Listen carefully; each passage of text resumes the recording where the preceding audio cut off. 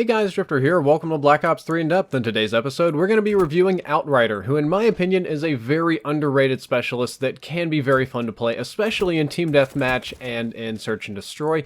Of note, a lot of my gameplay from this episode is going to be from Team Deathmatch, which is a little bit unusual. In Depth, we usually stick to objective modes just because it's a little bit easier to get gameplay. We're going to be starting off with her lore, and then we're going to be moving into the Vision Pulse ability, which is again very underrated, and then finally we're going to be talking about the Sparrow, the explosive compound bow.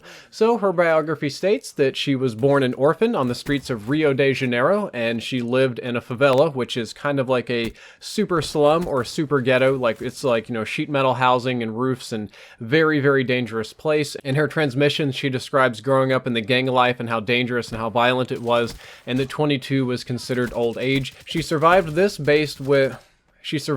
with her sharp eye and keen wits, as it is described. She got her education in international missions, that would be Catholic in the city, and she spent a lot of her time hopping from rooftop to observe things, not unlike Hawkeye from the Marvel Universe. She joined the Brazilian army at age 18 and was later recruited into Special Forces, and she used her agility and observational skills to earn her a very respectable role as a scout, and that's kind of how she's designed to play in this game. As a scout, her Vision Pulse spots people. The bow and arrow is mostly designed for long-range use, and you'll see a lot of snipers playing this character just because the hood and everything about it screams old-school Call of Duty sniper.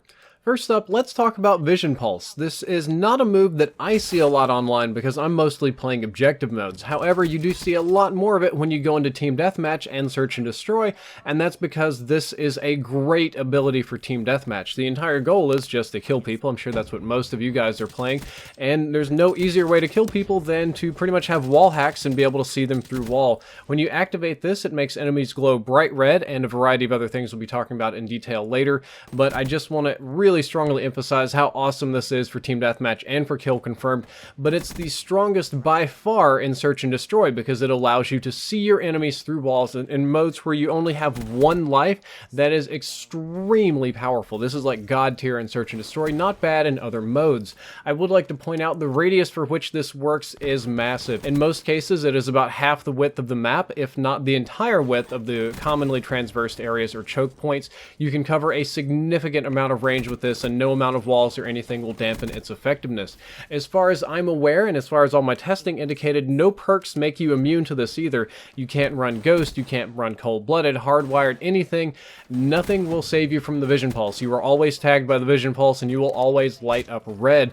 It also gives you an audio cue for every single person that you ping. When you activate this ability, if you listen carefully, you will hear a ping for each and every person that gets hit by your Vision Pulse. This gives you a general idea of how many people are around you, and as if that wasn't powerful enough, it also shows them on your radar, which is extremely useful. Not only shows on your radar, not the team radar, but you can still see where all the people are on the radar very briefly, and it tracks them live in real time as long as they're tagged, so it's kind of like a God tier vision ability. There are some minor drawbacks to this. First of all, it does show the pulse on the enemy radar, so they have a pretty good idea of where you are. If they're far away, not so much, but if they're close to you, they'll know exactly where the ping came from, and they glow red when they're pinged so that they know that they're pinged, they know that they're on your Vision Pulse, and they know that they're being hunted.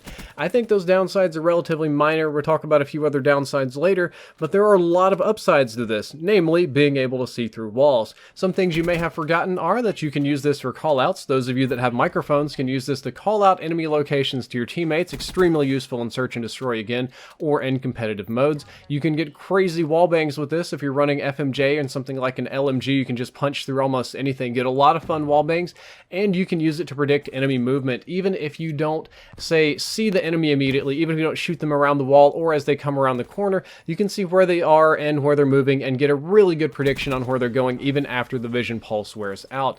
It does have another downside though, and that's that it has the slowest charge time of any ability in the game. All of the abilities charge faster than this one. This one is the slow one, and it's probably that way to keep it from being overpowered. Otherwise, people could just spam this like crazy and it would be annoying and broken.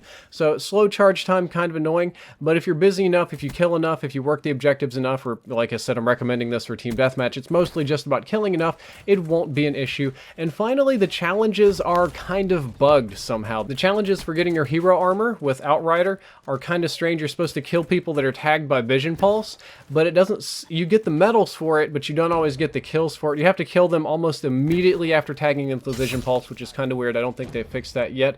But moving on, let's talk about the Sparrow. If you've ever wanted to pretend that you're on Team Arrow, but maybe without the unnecessary kickflips, or perhaps Team Rambo, then this is going to be the specialist for you. The Sparrow ability is another one that I find to be underrated. It's a little bit tricky to use, but incredibly powerful, and just because it's a little bit tricky, a lot of people gravitate away from it. It is an insta-kill to any body that you hit. Anybody that you hit on their body, regardless of how long you've charged up their arrow, will die instantly, and there's pretty much nothing wrong with insta-kill. How it works is you call out a compound bow, it shoots explosive arrows, the arrows kill on one hit, they send the body flying, and then the body will blow up into giblets, which is really fun. You can also spam objectives and stuff with them. The longer you draw back the bow, the faster the projectile will travel and the further it will travel. Even if you don't draw it back very much, even if you don't draw it back hardly any such that it falls 2 feet in front of you, if you hit an enemy in those 2 feet, they're going to die instantly. It is surprisingly good at killing score streaks, air and ground-based, though for the air-based streaks or any of them that you move, you have to lead shots, which is a little bit awkward, but once you get a feel for it, it's not bad whatsoever. And, of course, they explode, whether they hit a target or not. I do have the stats on the explosion for you. The explosive damage is 150 at maximum and 50 at minimum, so very lethal, a little bit less than that of a grenade, and the explosion radius is approximately 4 meters. With somebody that does not have Flak Jacket, you should be able to kill them in 2 arrows, or 2 explosions from the arrows. With Flak Jacket, it takes significantly more, so it's a little bit more difficult in objective game modes. Speaking of objective game modes, the arrows are very good at clearing off objectives. Just if you have to spam them, you can do that. I think it's better to one-shot people and impact their body, but yeah, you definitely can spam them and impact objectives. When you pull back the bow all the way and charge it, it doesn't seem to impact your movement as much as I thought it would, so wall running, jumping, all that kind of stuff seems to work fine. And one thing that you can do that I've had very poor luck with is that you choose to tactically arc the arrows and shoot them like a mortar. I find that the arc is very, very sensitive, and that the difference between 1/10 of a second and 2/10 of a second is like 30 degrees or like 20 meters when you're aiming, so it's very hard to do this. It's very hard to get a feel for it. You'll have to waste this special ability many times before you ever master arcing arrows and using them like an explosive mortar for objectives, hard points, flags, anything. Probably not worth it, but you can go for it if you're desperate. I would like to point out that there is a significant amount of auto-aim on the arrows, or perhaps I should say the hitbox is rather forgiving.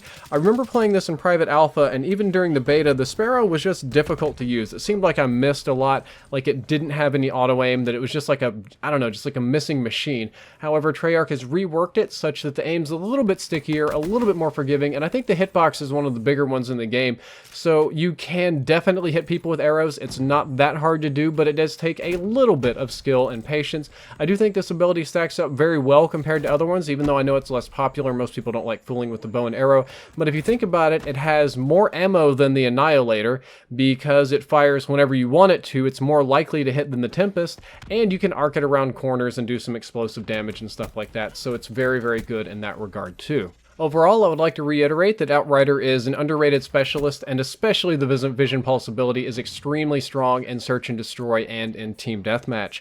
Guys, that is all for this in-depth episode. I hope that you enjoyed it, and I hope that you learned something useful. If you did, don't forget to like, favorite, and subscribe. The previous episode was on the MX Garand, and the next episode is going to be on Ruin. Drifter out.